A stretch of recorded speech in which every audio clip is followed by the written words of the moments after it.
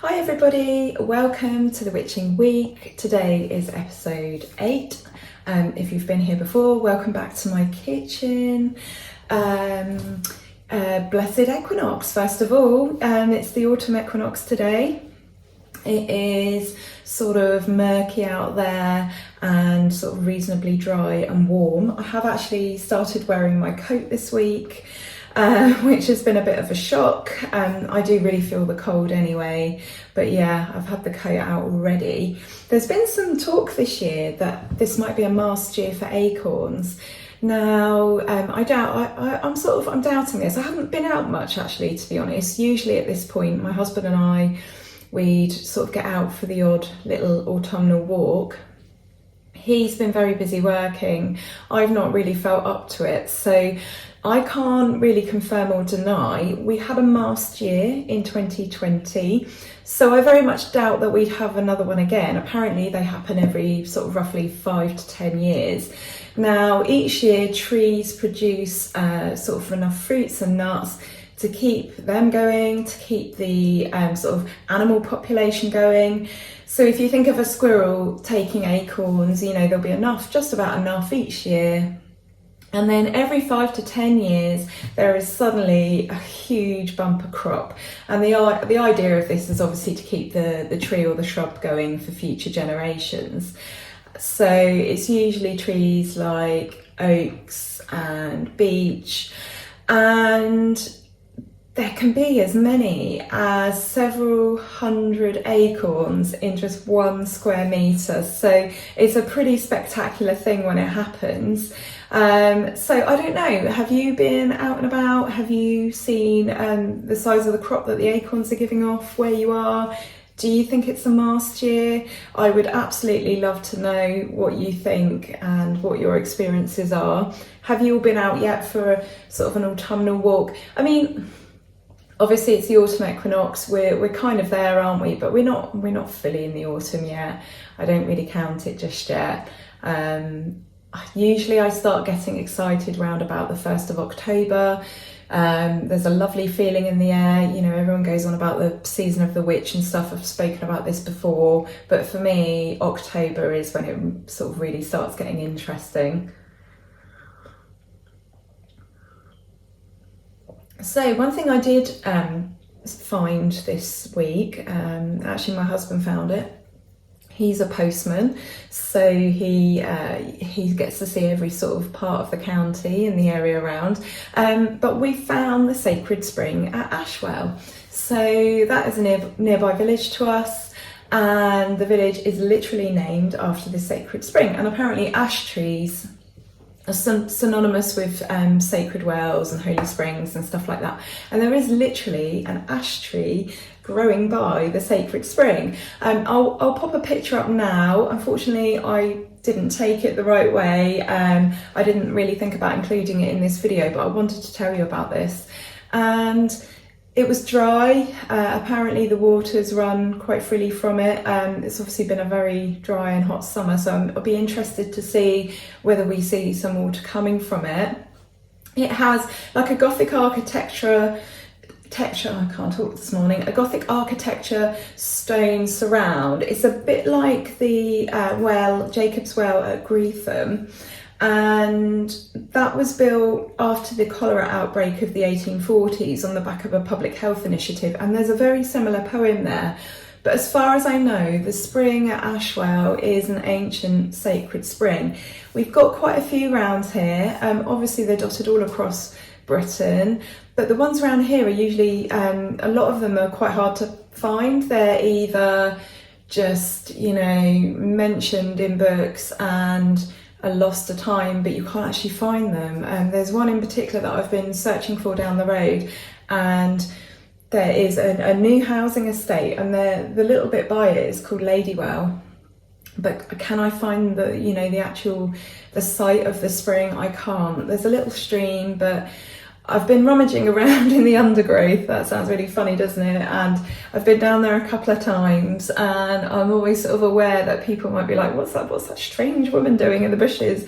But I can't find that one anywhere. And there's another one as well, which is a ride away in the car, and I just cannot just cannot find that one. So that was a huge thing this week that made me really, really happy. So thank you to my husband for finding that. And the weirdest thing is, we parked opposite in the car and it's literally just crossed the road, and it's like 1 or 2 meters away. So it's not like you really need to walk there, and you can see it when you know it's there, but if you're just driving down the road, you could completely miss it. So yeah, that made me really happy this week. And I saw my friend Cassia yesterday. She is somebody that she's my friend, and she's somebody that I go to my local meet with. And she bought me a gift, which I wanted to show you. So Cassia is from Brazil. She is an amazing, amazing artist. And she is one of these people who can just create whatever is in her mind and just make it happen. So I've got this lovely little besom charm with a witch on. And isn't she wonderful? And she's called Juniper, apparently. So Cassie says that when she makes these items, they just sort of take on a life of their own. They just kind of come into being from spirit, from the astral realm. So yeah, thank you so much, Cassia. She's absolutely beautiful. I haven't quite decided where I'm going to put her yet. My kitchen is green, and it's got like a green man and a wizard. It's kind of got a more sort of masculine feel to it. And then we've got our goddess bathroom, but I think I might pop her maybe in our bedroom, because she's really, really lovely. And I've got a purple bedroom, and she's got this gorgeous purple ribbon at the top and then grey hair. So she's really beautiful. So thank you very much. And if you want to check out Cassia's work, if you're on Instagram, she is called Quirky Cinnamon. So Cassia being a type of cinnamon. So yeah, go have a look at her work. She just makes some incredible things, and she makes them all from scratch. She crafted Juniper's face and set her in resin and all of that. So Cassia is a sort of a master craftswoman. So go and check that out. What else is going on? It's coming up to my husband and I's anniversary. We met in the autumn, and we actually got married on the date that we met. That was just before the pandemic. So we got married 3 years ago. It was just a private ceremony, just the two of us. We didn't have any music or any of the readings we wanted. We've saved that because eventually we would like to have a ceremony and do it properly. But the reason I brought this up is because I spotted something online a day or two ago, which I thought was hilarious. This isn't witchy at all, but it was an article in a magazine, which I think was called McCall's. And this was back in 1958. And it was called 129 Ways to Get a Husband. And I was just reading through the list, and it's so of the time, and it's just so sexist. And I was having a right old laugh about this. So I thought I'd just read some of these out for you, because they're honestly hilarious. So number 6, read the obituaries to find eligible widowers. I mean, that's just not right, is it? I mean, talk about manipulative and just not very nice. Be friendly to ugly men. Handsome is as handsome does. So, there's just so much to pick apart there, isn't there? So for a start, just be friendly to everyone. How about that? We just be friendly. To ugly men, it's just not very kind, is it? And I'd agree with handsome is as handsome does. In the past, I've dated some people that were perhaps considered ugly on the basis of their personalities, although it turns out their personalities were ugly as well. But I just think that's just awful, isn't it? Be friendly to ugly men.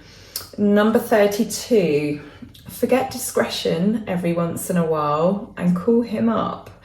The weirdest thing about this is it's a 1958 article, and my mum was born in 1957. So even though obviously I wasn't alive in 1958, it doesn't feel like it's that far away. It doesn't feel like it was that long ago.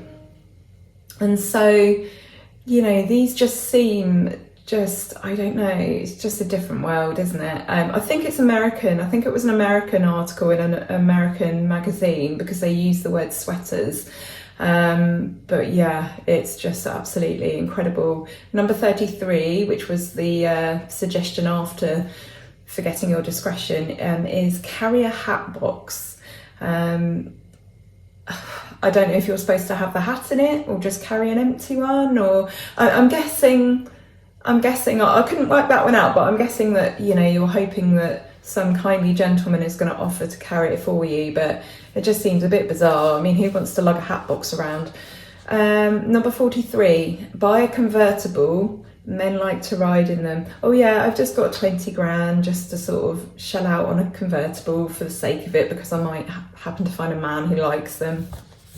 I mean, they're ridiculous. Number 55, this one made me smile because I'm absolutely screwed here. Take good care of your health. Men don't like girls who are ill. Yeah. Number 56, if you look good in sweaters, wear one on every third date. Now that one made me smile because I actually met my husband online, and that's not what we've told our kids. We've told our kids this story. You know how it is where your parents have these stupid stories and you just kind of, they string you along for years on end with these ridiculous stories. Like my parents did the same to me. And we've told our kids that my husband had fallen down a well and I was out walking and I heard his shouts and I helped him out of this well, and then we agreed that night to meet at the pub and have a proper date, and that was our date. I didn't. I met him online, and I'd put lots of pictures online that I thought were not exactly flattering. I made sure I had my tattoo showing. I had a couple that I put on there that I didn't like of myself, because I wanted to make sure that somebody knew what they were getting. I think I was a bit worried that, you know, I'd meet up with someone and they'd see me in the flesh and they'd not like me. And it makes me think of the fact that on I think it was our second date, I put on this badger jumper. And yeah, looking back, I mean, I probably wouldn't wear that jumper now, but I just figured that, well, one, I wanted to wear it, and, you know, I don't really care what other people think, and two, I just maybe thought that, you know, it wasn't a sexy jumper at all. It was just basically a jumper with a badger's head on the front, and I thought, well, you know, he's gonna have me warts and all, and I like this badger jumper, so I'm wearing this badger jumper.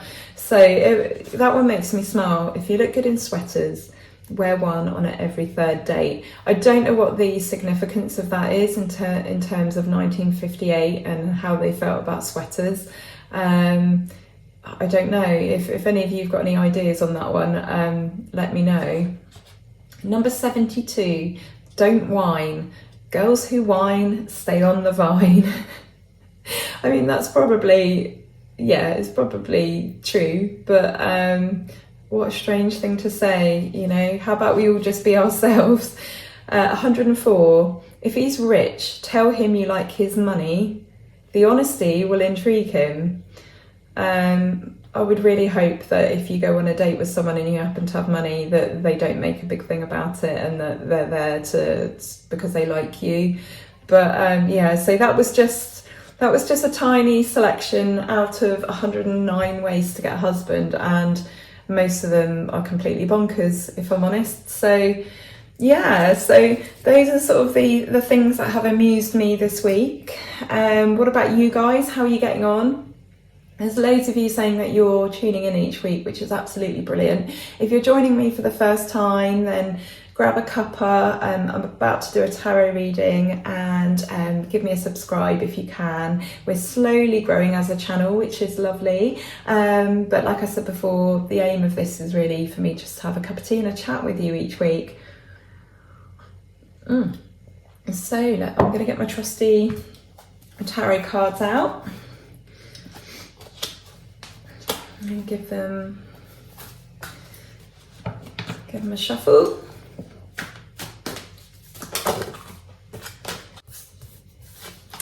Okay, so last week the reading was sort of, it felt quite negative, didn't it? There was a lot of conflict there, a lot of swords, and This reading looks like it sort of follows on from that. So we have the Ten of Swords, we have the Two of Wands, we have the Eight of Pentacles, the Six of Swords, and the Wheel of Fortune. So already this is making a lot of sense. So, you know, we spoke about a period of conflict that perhaps in the last week you might have reached, and the Ten of Swords really talks about sort of a bitter ending of something. You know, things cannot get any worse. It's a card of completion. Number 10 is the number of completion. So it's a painful and devastating and bitter ending. So you know, maybe that happened last week as part of that reading and that sort of energy, or maybe that's coming this week. And you'll very much be forced to, or perhaps you've chosen to move away from a situation that is difficult. But these things are necessary for growth. You know, sometimes the most difficult periods in our life are needed so that we can grow and evolve. And it's very easy, isn't it, to avoid that pain of that bitter ending. I'm perhaps guilty of that myself, avoiding those sorts of situations, but they're often needed for our sort of eventual growth and health and well-being and development, our personal development. And we have to remember, you know, the Wheel of Fortune, what goes up must come down. And that means that, you know, whatever kind of situation we're in, you know, and if, in this case, if it's painful and it's harrowing and it's difficult and it's challenging, you know, things go back the other way. The wheel goes back round. And so if you're finding things particularly difficult at the moment, then don't fear. The wheel is going to swing back round again, and, you know, good times will come again. You know, there is hope on the horizon. You know, perhaps you can take a glimmer of hope from an awful situation and make plans and grow it into something.